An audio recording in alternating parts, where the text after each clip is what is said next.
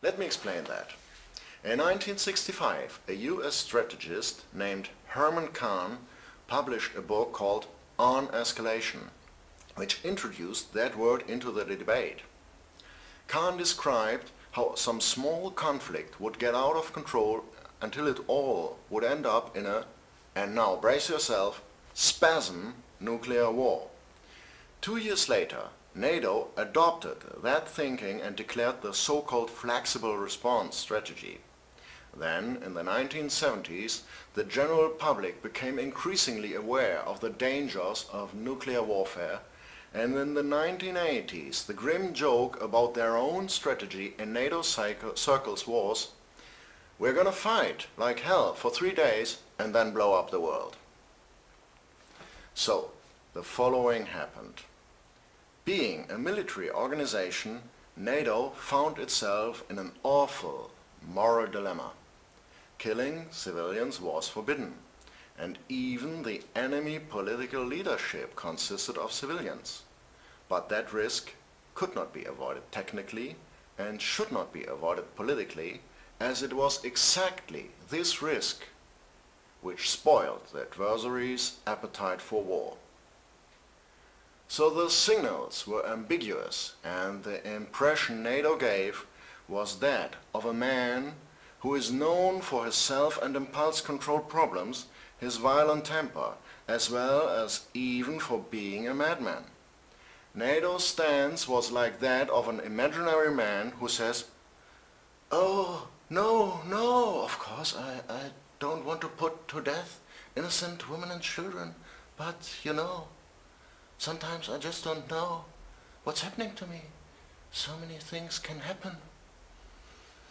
Well, of course, all this was absolutely insane and ended up in utter self-deterrence.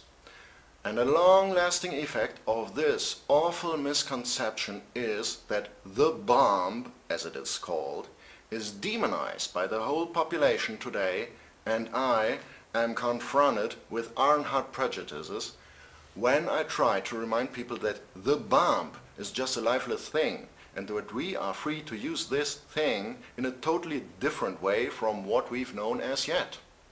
2 examples. First, we can threaten only with nuclear explosions which are high enough in the air so that the fireball does not touch the ground, and that no radioactive contamination shall happen.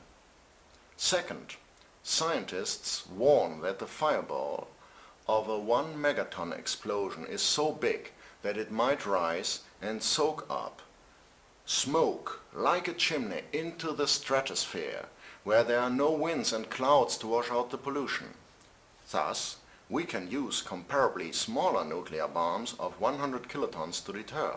That's still 4 times Hiroshima. The fireball of such an explosion remains in the atmosphere, and this helps to avoid initiating a nuclear winter.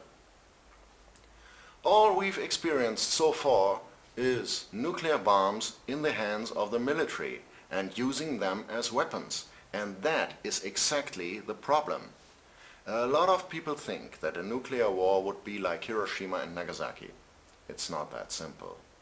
Instead, the attitude of the US nuclear forces is they don't intend to slaughter civilians.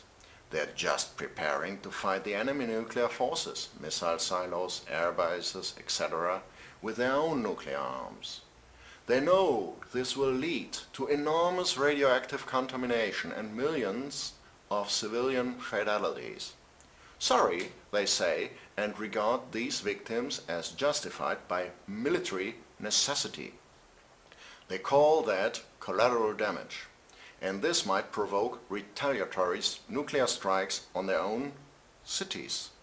Then, of course, they would likewise have to seek revenge. Now, we have to make up our minds and firmly decide.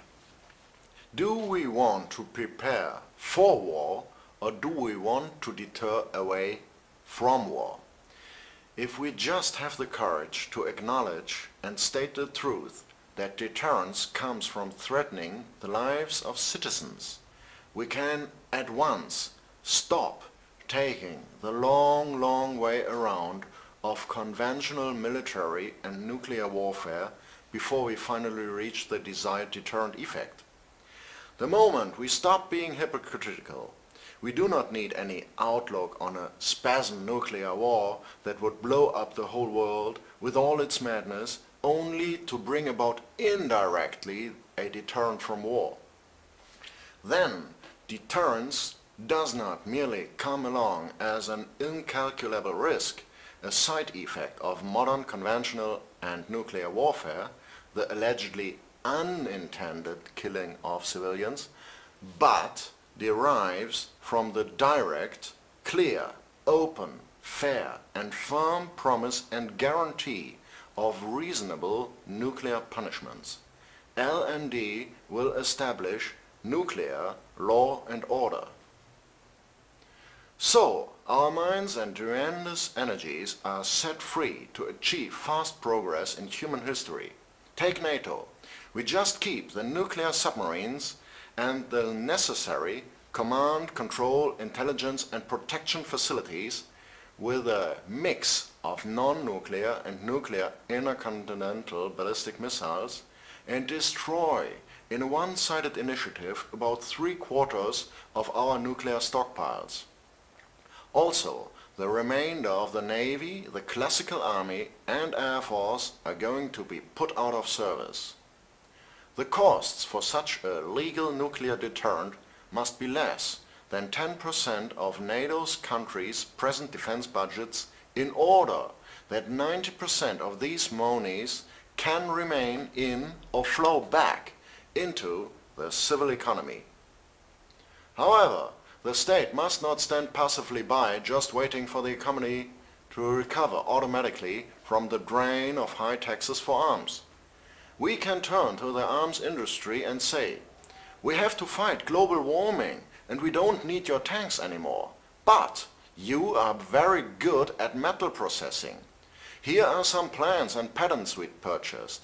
Build us thousands of turbines for tidal power plants because we have a tremendous demand for clean energy. We can turn to the soldiers and say, we have to fight the roots of mass migration and terrorism, which is in essence poverty. You can serve your country and humanity by building in this underdeveloped country a seawater desalination plant. Now, the global warming and the ever-growing world population longing for food and energy force us to redirect our monies and workforce to convert from the making totally unproductive, lethal and destructive arms to the positive development of mankind. LND opens the door to do this.